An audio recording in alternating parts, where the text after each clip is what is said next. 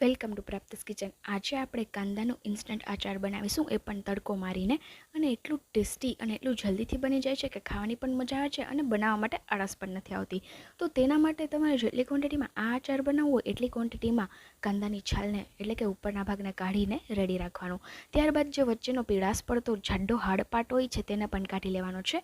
અને ત્યારબાદ હું તમને અહીં આ કાંદાને સમારવા માટેની ટ્રીક બતાવી રહી છું।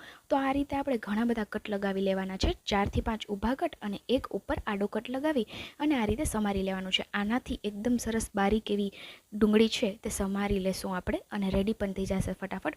ચોપરમાં હું એટલા માટે કટ નથી કરતી કેમ કે ચોપરમાં વધારે પડતી ઝીણી અને નાની થઈ જાય છે।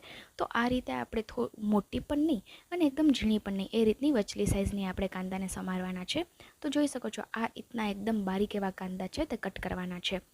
અહીં હું તમને ફરી બતાવી દઉં તો 3 થી 4 ઊભા કટ અને ત્યારબાદ ઉપરના ભાગમાં એક આડો કટ લગાવી લેવાનો અને જોઈ શકો છો ફટાફટ આપણે કાંદાને સમારી લઈએ છીએ।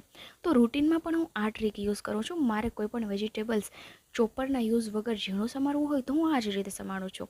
પછી તે કોબી હોય, કેપ્સિકમ હોય કે ટમેટા હોય, હું આ રીતે તેને સમારું છું। ફટાફટ આપણે સમારી લઈએ। મેં અહીં 3 મીડિયમ સાઇઝના કાંદા લીધા છે અને તેને ચોપ કરી લીધા। જોઈ શકો છો આ રીતના આપણે તેને સમારીને રેડી કરી લીધા। હવે આપણે તેમાં બેઝિક મસાલા એડ કરીશું આ કાંદાના આચારને ટેસ્ટી બનાવવા માટે।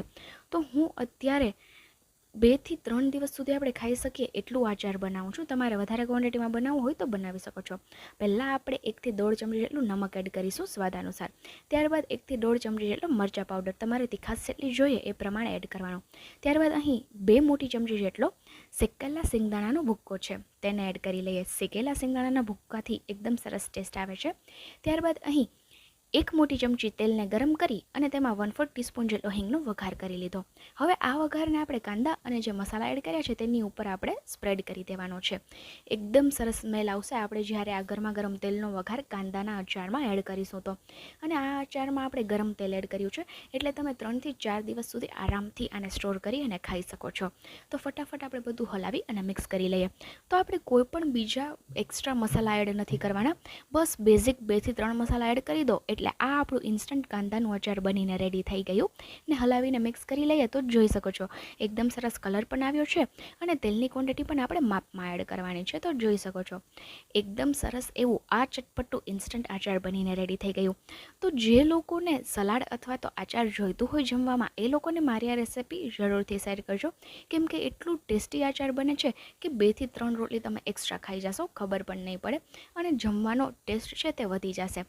એકદમ સરસ એવું આચાર બનાવી લીધું આપણે। જો તમને આવી બીજી રેસિપીઓ જોઈતી હોય ઇન્સ્ટન્ટ અને હેલ્ધી અને સાથે યુનિક રેસિપી તો પ્રાપ્તિસ કિચન પર આવ્યા છો તો પ્રાપ્તિસ કિચનને એકવાર વિઝિટ કરો, જેમાં તમને આવી ઘણી બધી અનોખી, હેલ્ધી અને ખાસ કરીને ઇન્સ્ટન્ટ રેસિપીઓ મળી રહેશે। તો હવે આપણે આ આચારને એક પ્લેટમાં સર્વ કરી લઈએ। તો લો આપણું ફક્ત 5 મિનિટમાં ઇન્સ્ટન્ટ આચાર બનીને રેડી થઈ ગયું।